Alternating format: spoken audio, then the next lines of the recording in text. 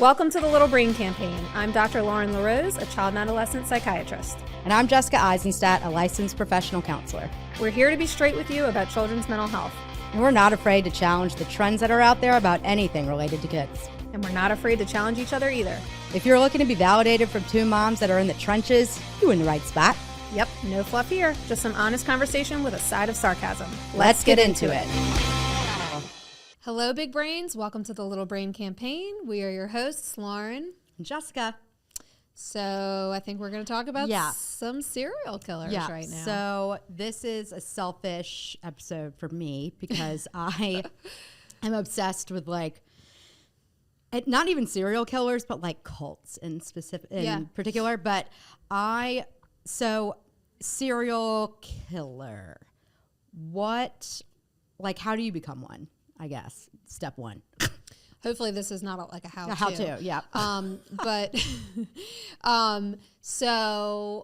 This is definitely a good example of how nature and nurture combine to produce something. Yeah. So what we know is that these people do have some kind of biological predisposition to have lower empathy, to have low impulse control, higher aggressive tendencies. Mm-hmm.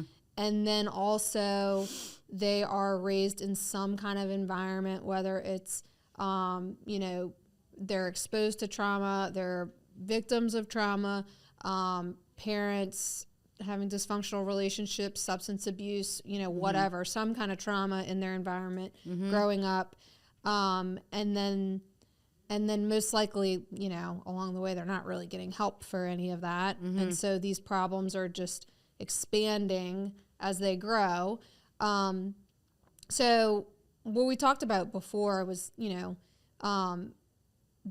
psychopaths, which is I think 1% of the population. I think that's the estimate.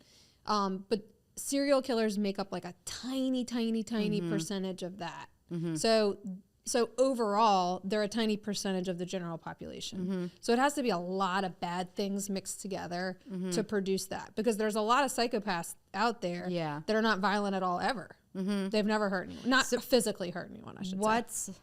So what's the difference? What's the difference between...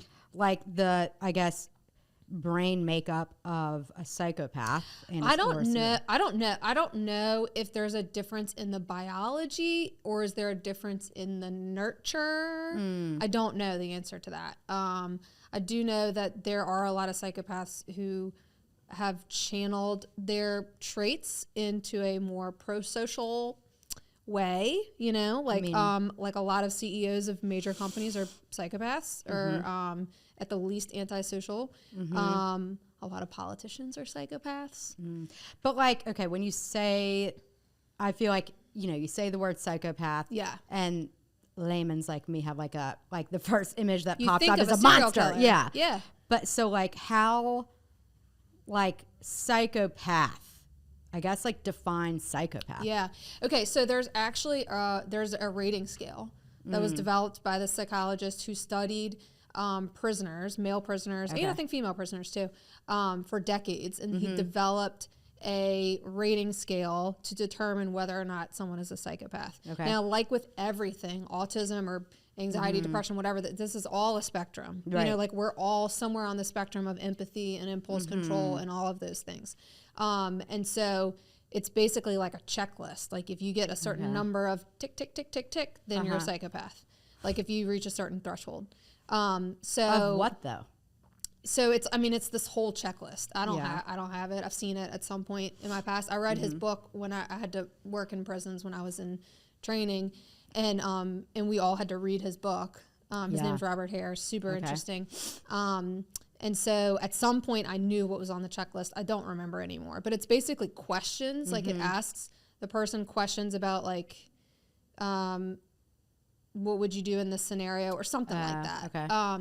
But anyway, so, there's a certain threshold above or below which you are officially classified as a psychopath.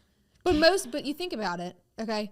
the majority of people who are probably psychopaths out there aren't like diagnosed as a psychopath. Like they're not like seeing a mental health professional and they're diagnosed as a psychopath.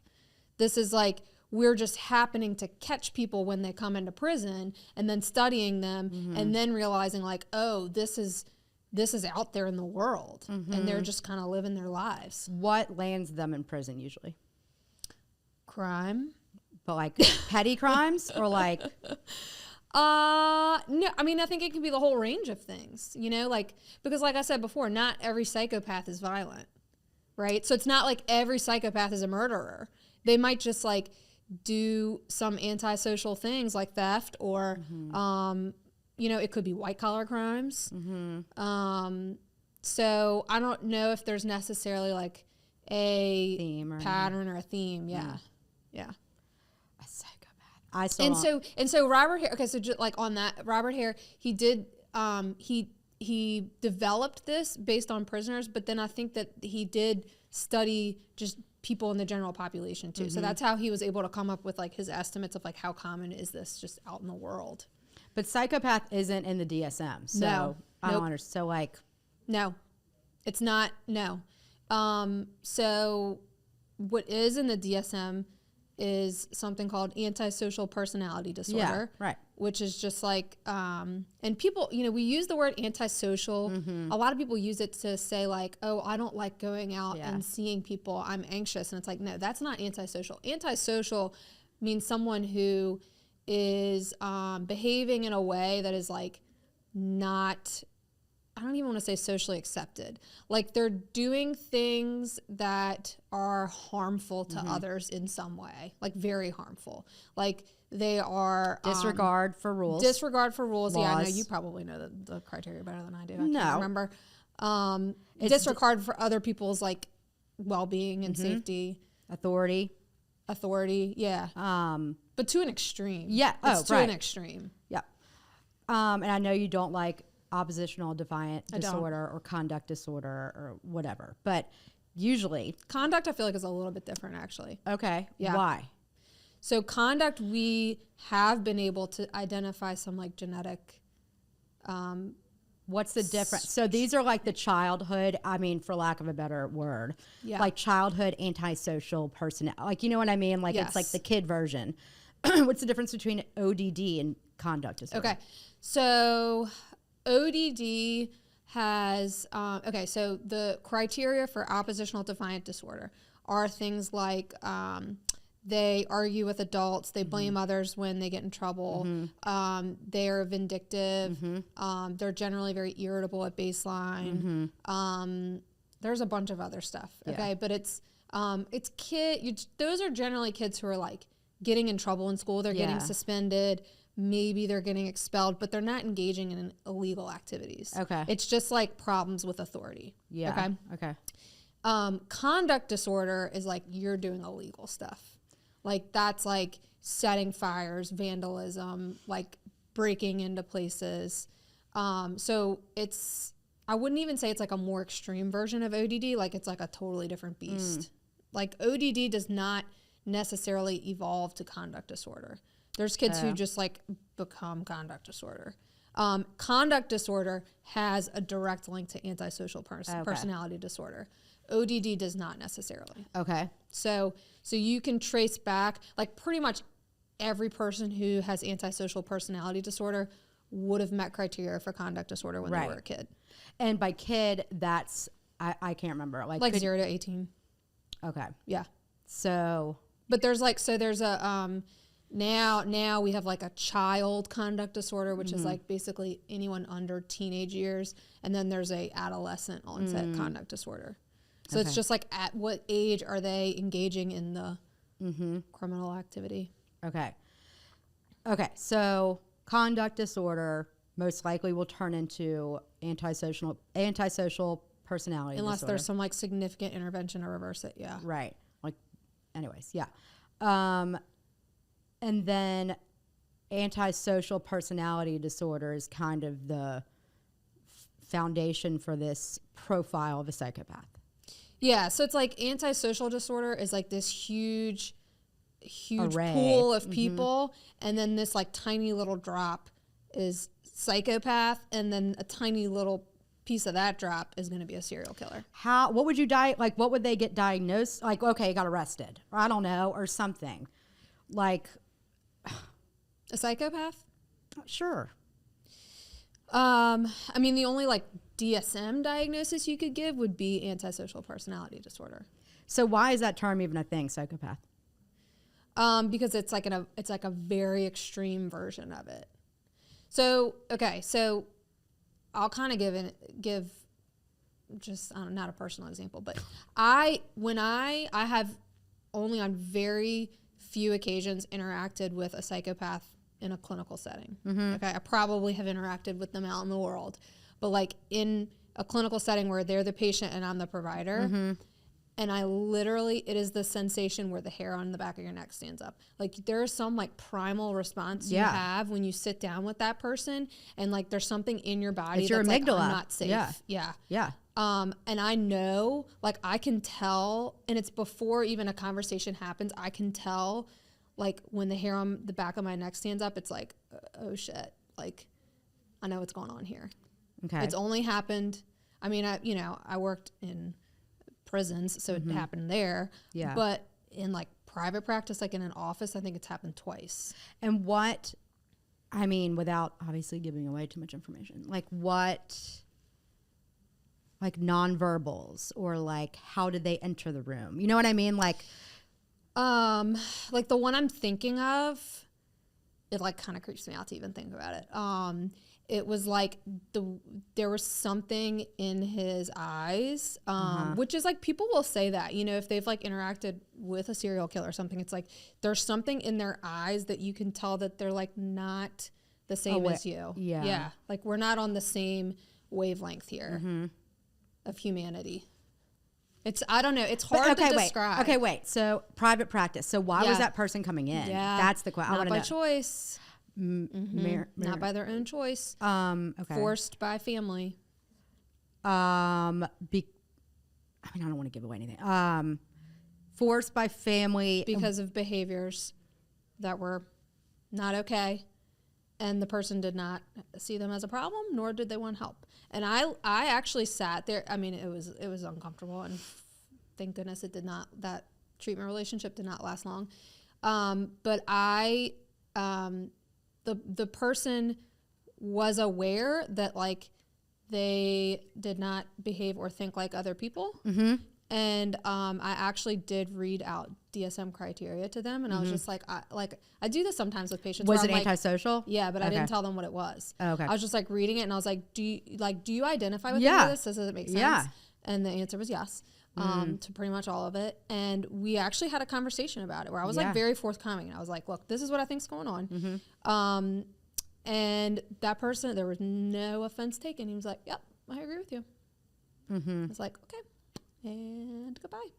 So was it like, I agree with you. I think the way I view the world and think and act is correct?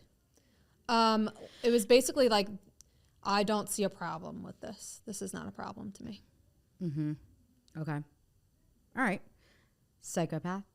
That's a psychopath? I mean, antisocial for sure. Was it a psychopath? I don't know. I didn't like dig deep enough to figure out if that person had, reached the threshold of a psychopath. Possibly.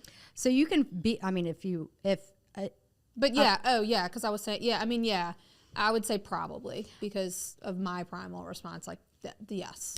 But if a politician or Wolf of Wall Street, like whatever, can have a profile or a psychopathic profile, can that profile like have an authentic, functional like relationship, loving relationship, a family? I don't know. I don't know. Because politicians, I think about, I don't know a single, like a politician who isn't married with kids. Yeah, but do you think it's always functional?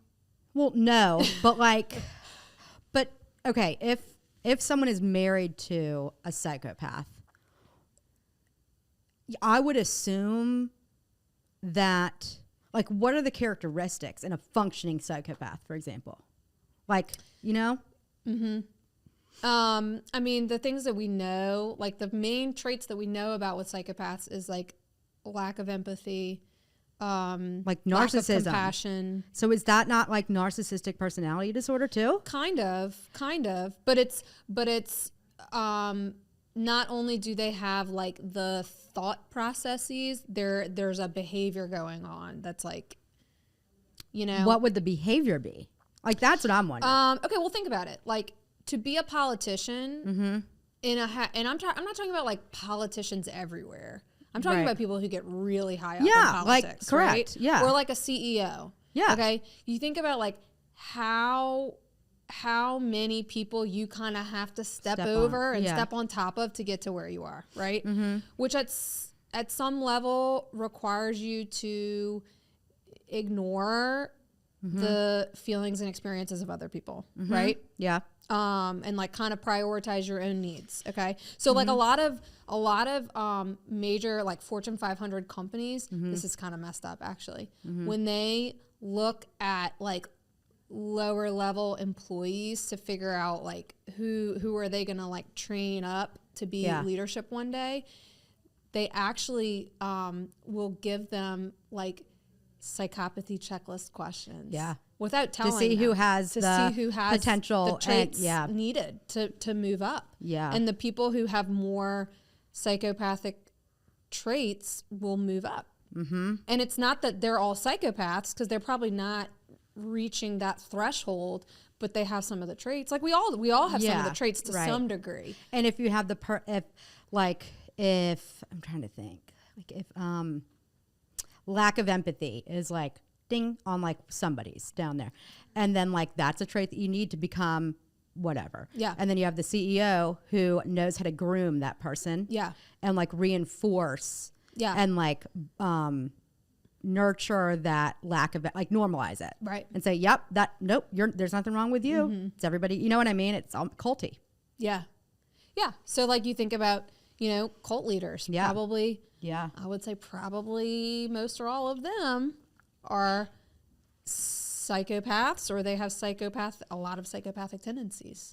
Wait, but back to the marriage. Yeah, so like politicians, like I would say every single higher up, whatever, politician, is married with kids. How, like, I mean, think of the BTK. You know who BTK is? So like a bind, torture, kill. He was a serial killer. He was married with children. Who's BTK? BTK. His real name was Dennis Rader, I want to say. But he was married with children the whole time. So I don't understand that. Is it like two identities? So now I'm like, is this just dissociate? Whatever. What's dissociative identity disorder? Right. I don't know. I honestly don't know. I don't know. And like we were saying before, I think this is not a problem. This is a good thing, that serial killers are so uncommon that we don't have enough of a sample size to like really study that and like figure out like how does that happen? What got you to that place? How do you function like that? So I don't know. I have no idea. But like, okay, maybe it's not a serial killer though. Maybe it's just like, okay, we have a guy, married, family, whatever, and he's, I don't know, like has, like, he's a psychopath. Yeah, and like he's not killing people, but maybe he's like taken people. Taken? What do you mean? Like captured? Yeah, like.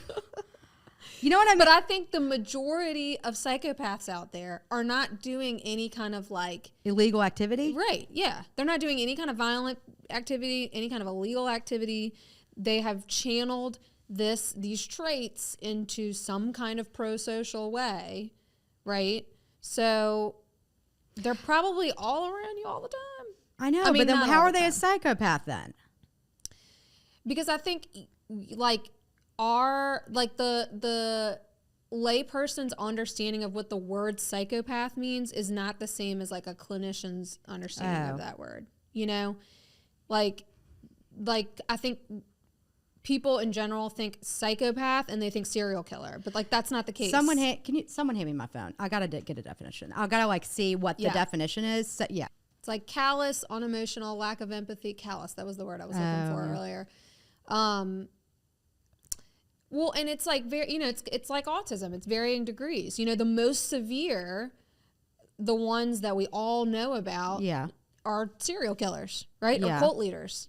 Those are the ones we know about, but they're like at a very extreme end of the spectrum. And then the ones that are at like the very low end of the spectrum are probably like your CEOs and politicians. And then there's guys in the middle who are like in prison for whatever, but they're not serial killers. Okay. Okay, I have a definition. Okay, go. This is good. Yeah. Wikipedia. Okay. So Psychopaths are social predators who charm, manipulate, and ruthlessly plow their way through life, leaving a broad trail of broken hearts, shattered expectations, and empty wallets. Completely lacking in conscience and in feelings for others, they selfishly take what they want and do as they please, violating social norms and expectations without the slightest sense of guilt or regret. Okay. So you think about like con artists. That's what it made me think of. Yes. Con artists are probably a good, all antisocial for sure. Like they would meet criteria for antisocial personality disorder. A lawyer. But yeah. but really, like it's attorney. Yeah. Sorry, but like, so a lot of people who have psychopathic tendencies have figured out how to channel it, right? Yeah. They figure out a profession where this is it's It beneficial nurtures it. to be kind of psychopathic if you're a CEO. Yeah. It's beneficial if you're a politician or sometimes an attorney, Yeah. And like, so that makes me think it's like, God, this is really, I really fucked up today with this shirt. I don't know how many times many the right tit came out. Like, okay, you know what it is? It's like you think oh God. Wardrobe malfunction. Just like that's today. Yeah. Psychopath and then sociopath, because that's not it. You know what I mean? Right. And I feel like our minds, like non-psychiatrist minds, like those are like the same in like our minds. Yeah. So I'm pretty sure.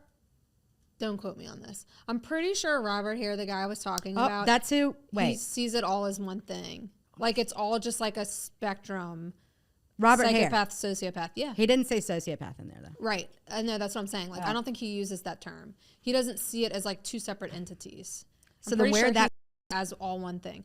I don't know. That's just like pop culture language. Psychopath, sociopath. I say stuff like that, but it's not like I'm going to say it in a clinical setting. Right. I'm not going to be like, you're a sociopath, but not a psychopath. Right. Narcissistic personality disorder like lends itself to that profile. Yeah. Antisocial people, which, psychopaths are going to bud from that. Antisocial people are narcissistic. Yeah. It's just that narcissistic personality disorder is those people in general are not engaging in all of these antisocial behaviors. Mm-hmm. Right? Okay. Yeah. It's kind of like a softer version. So like so if for like profession profiling, so we have like antisocial personality disorder. Those are your lawyers, potentially your surgeons. Possibly. I don't know. I'm like whatever.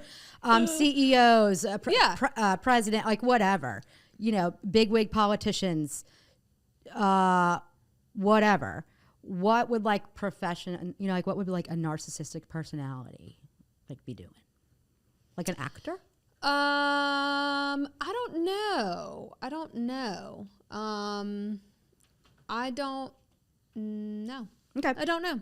All right. The answer to that. Are there interventions to like modify either?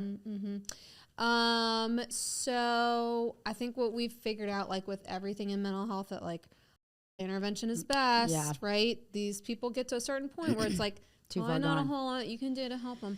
And so they have done a lot of research about they've basically done research to figure out what are these people like as children? Yeah. Because then we can catch other ones when they're kids and try to do something. Yeah. So, so there is research on what are the traits that we see in preschool age children that are going to put them at higher risk for conduct, high risk for antisocial. It's like lack of empathy, low empathy, it's the same. I mean, it's the same traits. Lack of empathy, like, callous, unemotional, you know. But then it's like, you know, anyways, well, I could you can see that it's like Yeah. Anyways. Okay. Well, they're telling us to wrap up again. See you Thanks, later. y'all. Thanks for hanging out with us today. Hopefully, you know you're not alone and we're all in the trenches together. We're always here, so reach out and let us know what's driving you nuts. We got you. Don't forget to subscribe, rate, and review the Little Brain Campaign on YouTube, Spotify, and Apple Podcasts. Questions or topics you want us to tackle? Hit us up on all of our socials at the Little Brain Campaign. Keep trucking. You got this. We'll see you next week. This podcast is for informational purposes only. Remember, no one size fits all. Always consult a professional for personalized advice.